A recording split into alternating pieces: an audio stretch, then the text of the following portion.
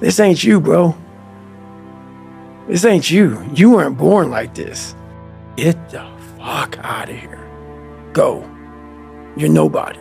You've always been nobody. Something in you has to wake up. And usually the only person that can wake it up is you. But if you don't have a little flame, just barely, you're done. I can't light it for you. This is not where you're supposed to be in life, man. What's wrong with you? What's going on here? We can't quit. We got to figure out why you are this pussy. What is making you a quitter? What is making you a weak man? What is making you afraid? I want you to go there with me. You want to learn from me? Let me take your ass home. Let me teach you the real life, how it really is. The reason why you're a loser, and the reason why you're not fucking making it, you're lazy. You know exactly what to do. Exactly what to do.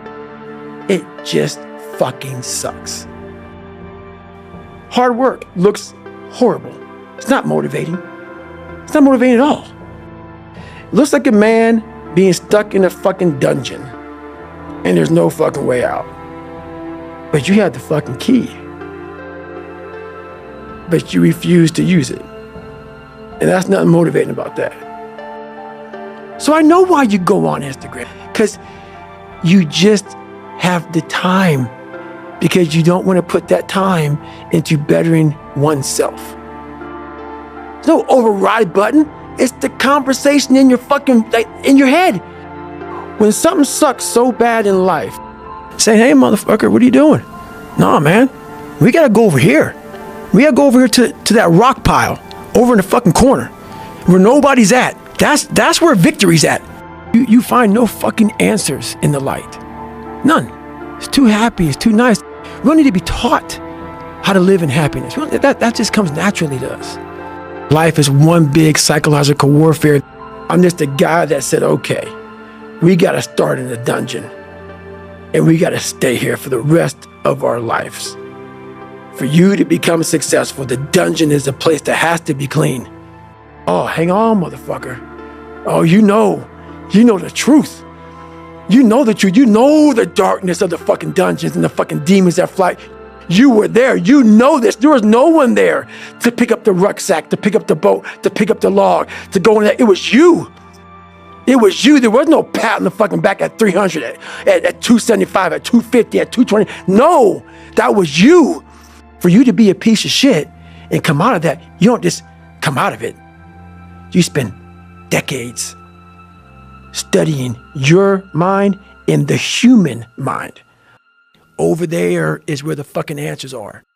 So now you know why there's so many people that fail in this world to figure out their purpose in life. Where do I go?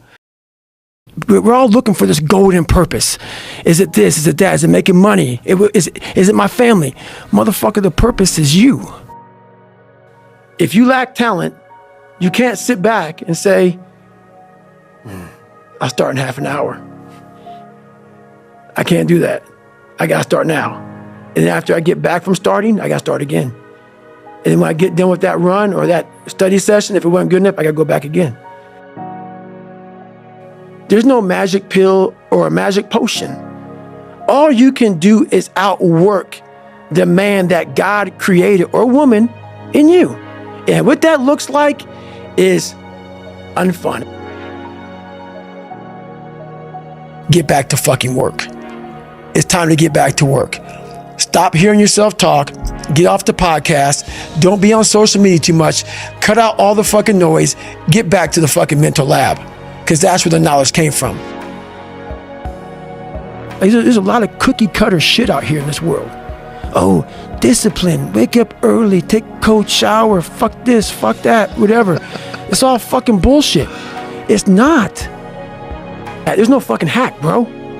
There's no fucking hack. Yeah, you may this and that and saunas and all this shit yeah, it's great.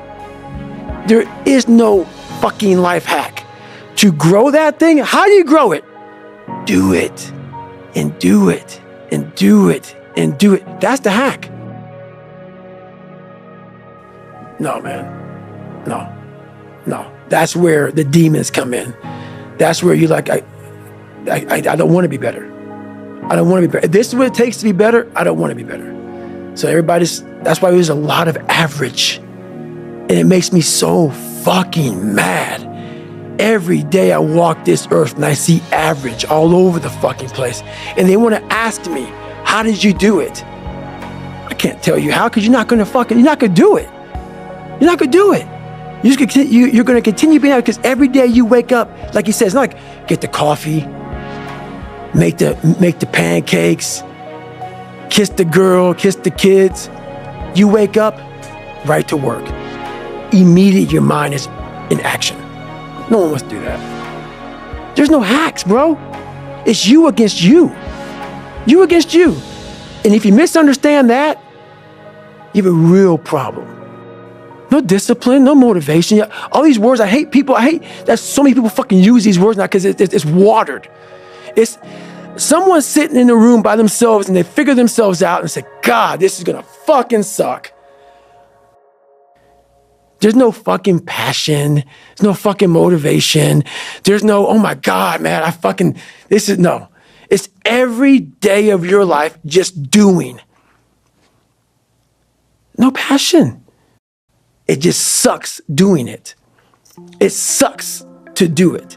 It sucks to wake up every morning of your life and say, God, man, I'm not smart. And that's all I want people to do, is realize that you have to struggle. You have to struggle. The bigger the struggle, the bigger the peace. The bigger the suffering, the more peace. Our minds are like a fucking garage. If you open a garage and it's all cluttered up, it's all fucked up, you can't put your car in there. You got fucking boats and you got fucking kids' toys. But if you organize that fucking garage, you can pull that car in there. You can put 2 cars in there. You can put bikes in there. People talk about discipline and fucking determination and fucking, repetitions and all this shit. Consistency. Why people fall off the wagon so often is because their mind is full of shit. There's so much shit in it, you keep on loading it, and it's all just stuffed in your fucking brain. It's like a circuit breaker, man. A circuit breaker just overloads and it fucking sparks. There's no room in that mind for discipline. There's no room for consistency. You don't have it compartmentalized and organized in these nice shelves. So a lot of people talk about discipline. Okay, great. Why do you fall off the fucking wagon? Why can't I continue with this routine? Going to the gym, being better, waking up early, eating the right foods. They may do it once or twice, but then the mind takes over in that cluttered fucking garage. A nice, organized, militant garage. Hey, where are my dumbbells? Right there. A lot of people whose brain, hey, where's my dumbbells? Let me look. They're fucking throwing shit. They're looking through totes. They're all fucked up. So where am I going to put discipline in that mind if I can't find other shit? Your mind has to always be clear. Once your brain is crowded, discipline is great. Motivation is great. But if you can't fit shit in your brain because it's all fucking cluttered with shit, there's no discipline. You may have it sometimes when it fits in that crowded garage of your mind, but you don't have the consistency that you need to have with that discipline. If your life is not organized, and your life being everything around you, because it takes one little fucked up piece of an outside interference to clutter your whole mind. It's because maybe it's your kids, maybe it's your wife, maybe it's your job. Clearing space in your fucking mind so then you have room for all those discipline. Waking up early, taking those, because they do mean something. But we don't get to that fucking dark matter that is keeping you from clearing out that mental garage. Nothing is permanent. Nothing is permanent. And a lot of times you have to learn to perform without motivation. You have to learn to perform without purpose. You have to learn to perform a lot of different things. And that's what people think. They think I need to have this motivation to work out, to study, to be better. So if they don't have it, they just don't fucking do it. And that's where you fail. And discipline's good too. But without a clear headspace, there's no discipline. Your mind takes control of you. You have to say, fuck you, I run this motherfucker. All of you know what I'm saying is the truth. Everybody knows it's the truth. This is what it looks like, and you know it too. At 24, I started working for a job called Ecolab, where you spray for cockroaches, spraying at different Steak and Shakes, Red Lobster, whatever, from 11 o'clock at night to 7 o'clock in the morning. I came home from Steak and Shake. I sprayed it down last, get a big old large 42-ounce shake, walk across the street and get a box of mini donuts from 7-Eleven. And I started finding things that was comfortable. Gained 125 pounds in that time frame. I went from 175 to almost 300. Big old fat guy who, yeah, I worked out, but I was fat. I didn't run, didn't PT, I just hit the gym. And the more things I found comfortable, the more uncomfortable my mind was. I was just trying to avoid that conscience. I wanted to be left alone from that conscience, and it wouldn't leave me alone. I came home and watched this Discovery Channel show, Class 224. I was taking a shower, I walked out, heard these guys, and I saw these guys going in the water, so I was terrified of it. And these guys ringing the bell, quitting, dropping their helmet down, rolling out. A lot of guys just leaving. And I saw real men, what I thought were real men who were staying, who were overcoming adversity, who were overcoming all these different things but I was watching these guys going through Hell Week. But a lot of us have these fears that you just don't want to fucking face. And it made me reflect on my fears, my insecurities, big time on the piece of shit that I am, and just a scared bitch is what I was. I'm exactly what people said I was going to be. No one's going to fucking come to help me. No one's going to fucking come to help me. It's fucking me against me. To either be that 300-pound guy who sprayed for cockroaches and made $1,000 a month at 24 years old, knowing when I'm 50 fucking years old, I can reflect on this and think about what guy I never became, or I can totally just sack it up and fail and fail and fail until I succeed. No matter what the fuck it is, when you face these things and so many things, how they keep you up and haunt you at night. I had to man up. So I started calling recruiters up. I said, I'm gonna go be a fucking Navy SEAL. To get into the class I had to get into, I had to lose 106 pounds in less than 3 months. I was like, fuck that, I can't do that. I grabbed my chocolate milkshake and went back to Ecolab. I'm going back to work, man. This is my life. I don't like cockroaches too much. Next morning, or this next night, I hit the mother load of cockroaches. This restaurant got full of cockroaches and rodents and everything else. And I sat there and said, this is my life. And I said, this ain't gonna be it for me.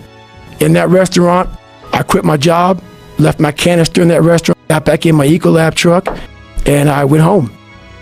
Like I said, 297. I was about 32% body fat. Idea was to run 4 miles for my first run. I didn't know how bad it's gonna fucking hurt me. I used to run before I was fat, and I was like, fuck it, I can do this. I ran a 1/4 mile and walked home. I said, this ain't gonna fucking happen, man. I could lose 106 pounds and I can't even go a 1/4 fucking mile. I sat on my couch and cried. I sat down and I gave up. I went to my mom's house, maybe 20 minutes down the road, and cried and get in her couch saying, man, I can't fucking do this shit. I don't know what I'm gonna do. Just got somebody pregnant. My life was just fucked. I was making $1,000 a month. And my mind just kept fucking with me and kept fucking, you're not good enough, man. This isn't for you, man. These guys are the baddest motherfuckers on the planet Earth. You're not that.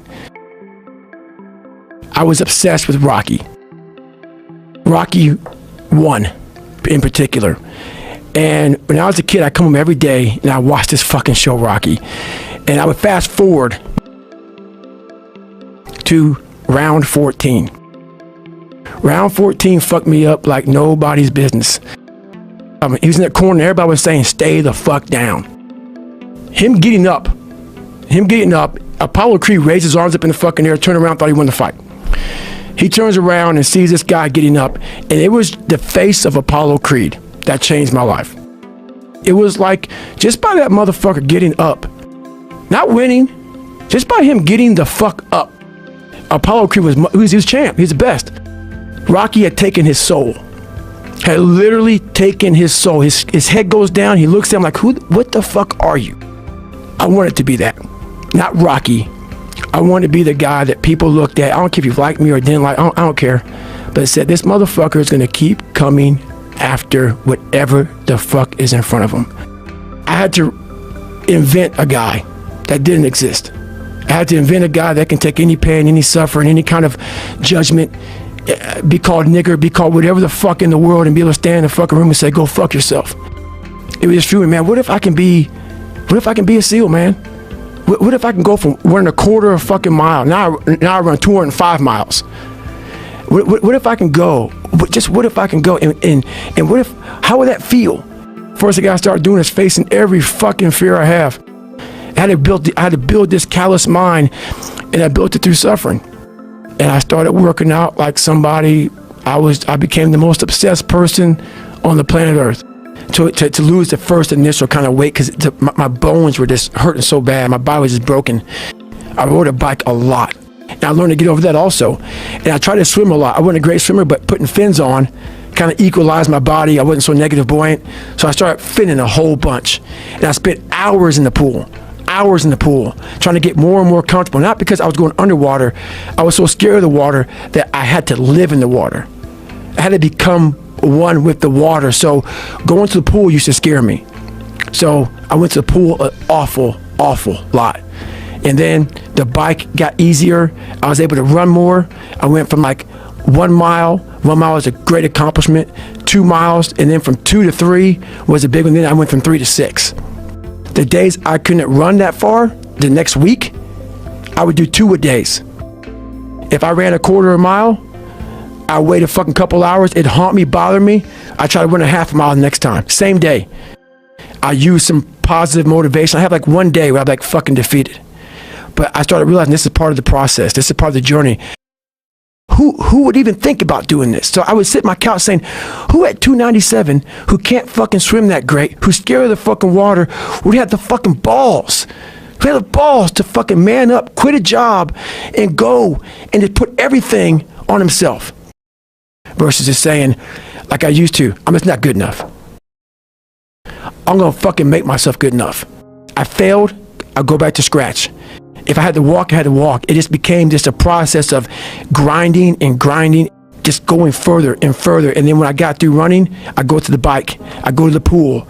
If I got tired somewhere, my legs were tired, I go to the gym. And I developed this crazy workout where I was doing volume 300 reps of like very lightweight.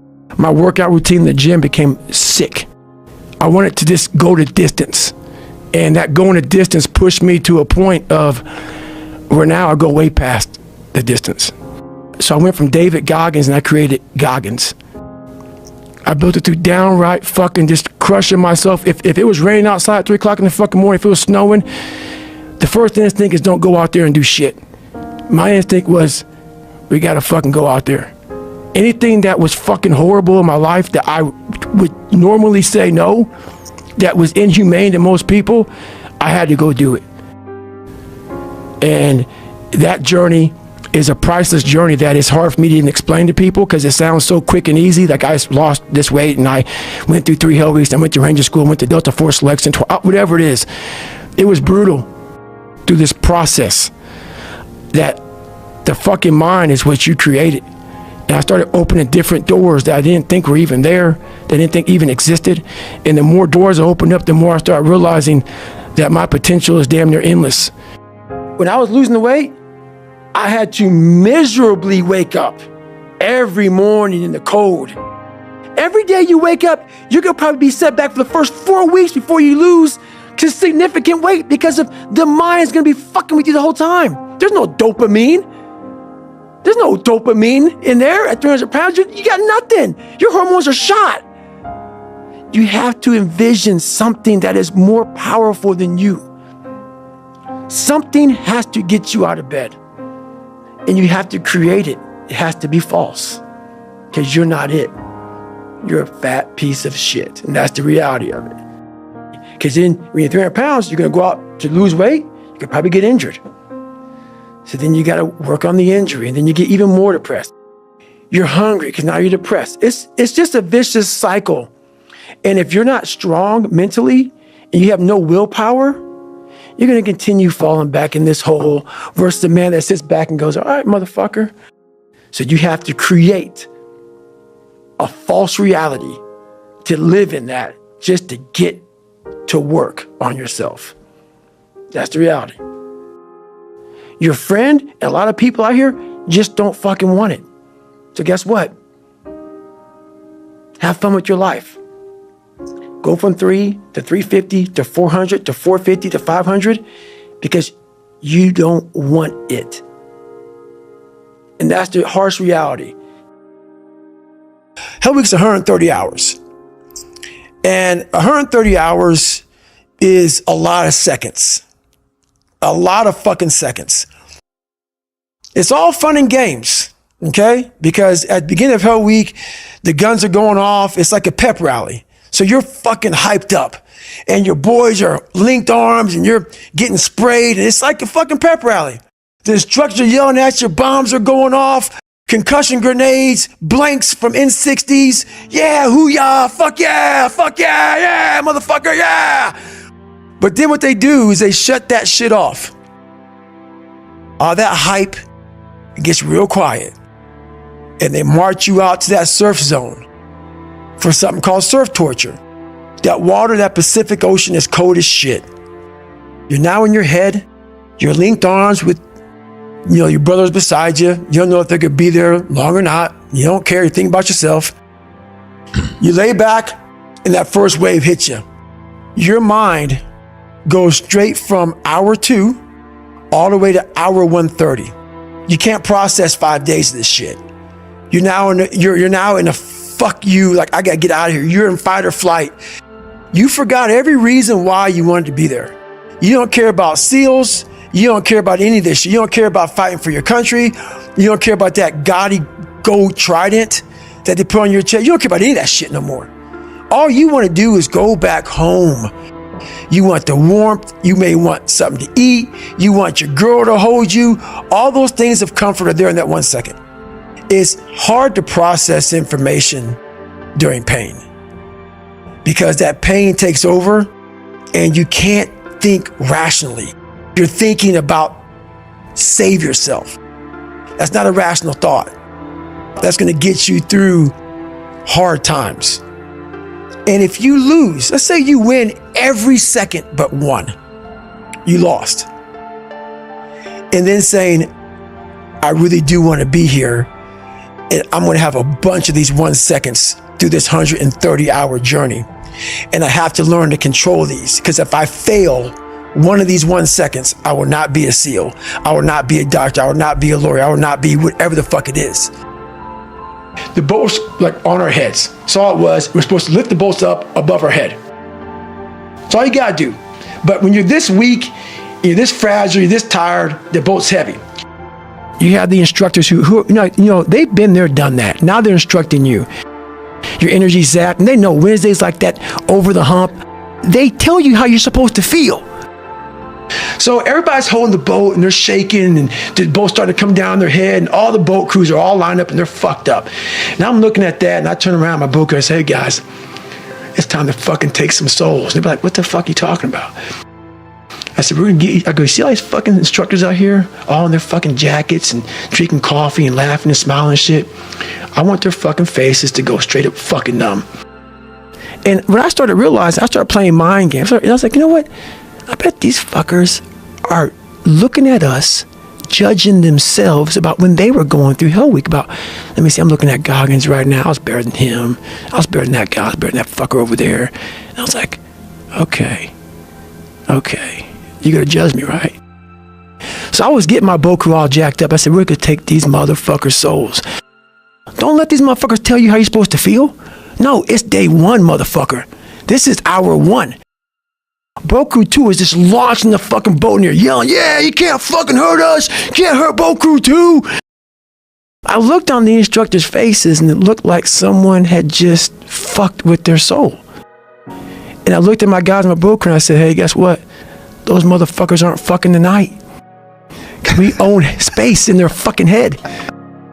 You know how it is when you fight somebody and you broke that motherfucker. He's like, oh God, man, I don't want to go back to the next round. And you feel like, my God, I can fight all day. I can fight all day long. That's what taking souls is. But you have to have the will, the heart, the courage to go that distance when you're exactly jacked up. You have nothing left to give and give more.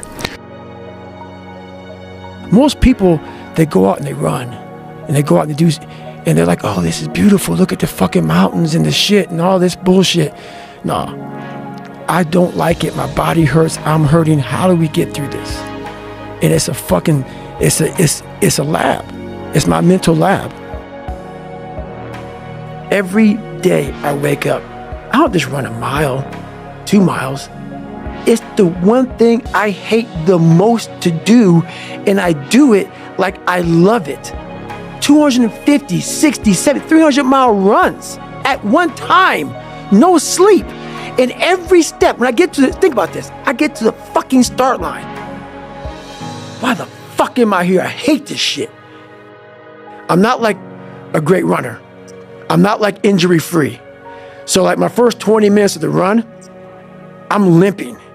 I'm literally limping because I've had several knee surgeries and my body was twisted.